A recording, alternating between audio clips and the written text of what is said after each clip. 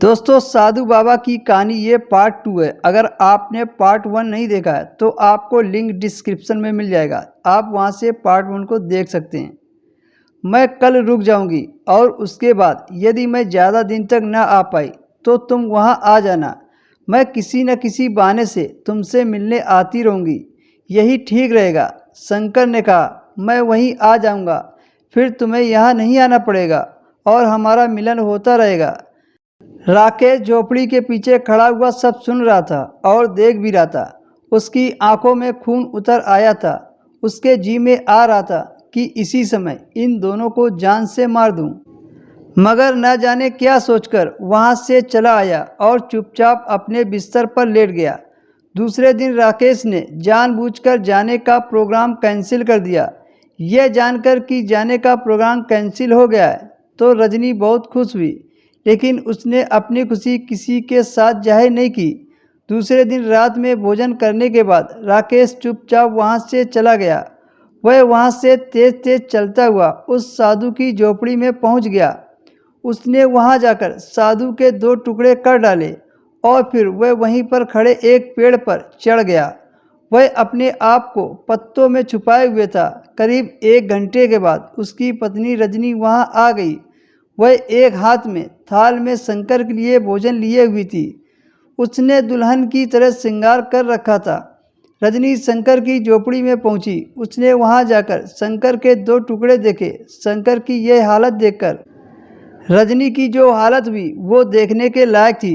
उसने वहीं पास में पड़ा हुआ गंडासा उठा लिया था और नदी के किनारे इधर से उधर दौड़ती रही।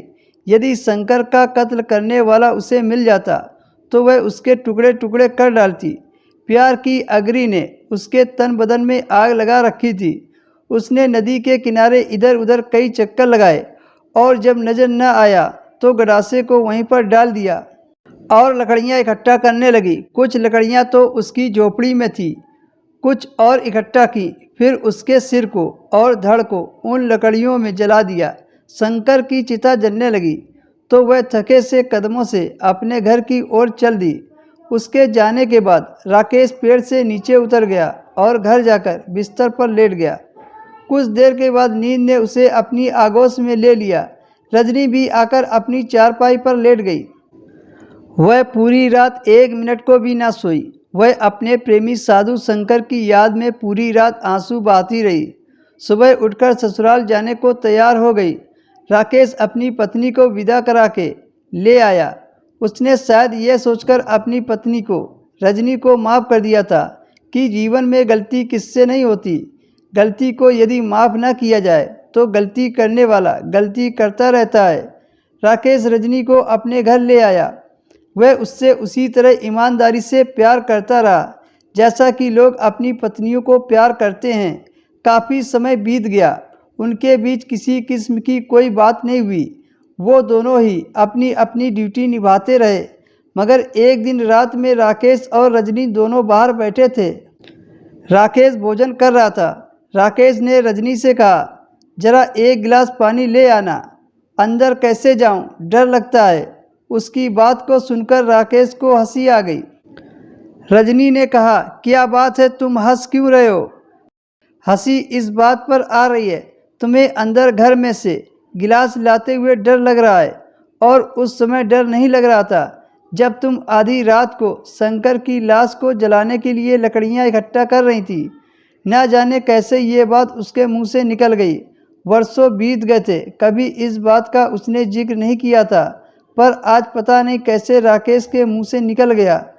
रजनी ये बात सुनते ही उसकी आंखें मसाल की तरह जल उठी और थोड़ी ही दूर पर कुल्हाड़ी रखी थी। उसने कुल्हाड़ी से पूरी ताकत के साथ अपने पति पर वार किया। राकेश एकदम सतर हो गया और वहां से हट गया। कुल्हाड़ी इतनी तेज मारी कि चारपाई की पाटी टूट गई। उसने राकेश पर कई बार किए पर हर बार असफल रही। राकेश को अपनी भूल का एहसास हुआ कि उसने ये कहकर बहुत बड़ी भूल कर दी, पर अब क्या हो सकता है, तीर तो कमान से निकल गया था। रजनी की आंखों में वैसा ही खून उतर आया था जैसा साधु शंकर की 2 टुकड़े लाश को देखकर हुआ था। उसने राकेश को मारना चाहा, लेकिन न मार पाने की वजह से उसने अपनी ही गर्दन में कुल्हाड़ी मारकर धड़ को अलग कर दिया। वह तुरंत मर गई। राकेश को अपनी भूल का एहसास हो रहा था। उसको समझ में आ रहा था कि औरत अपने प्यार के खातिर कुछ भी कर सकती है।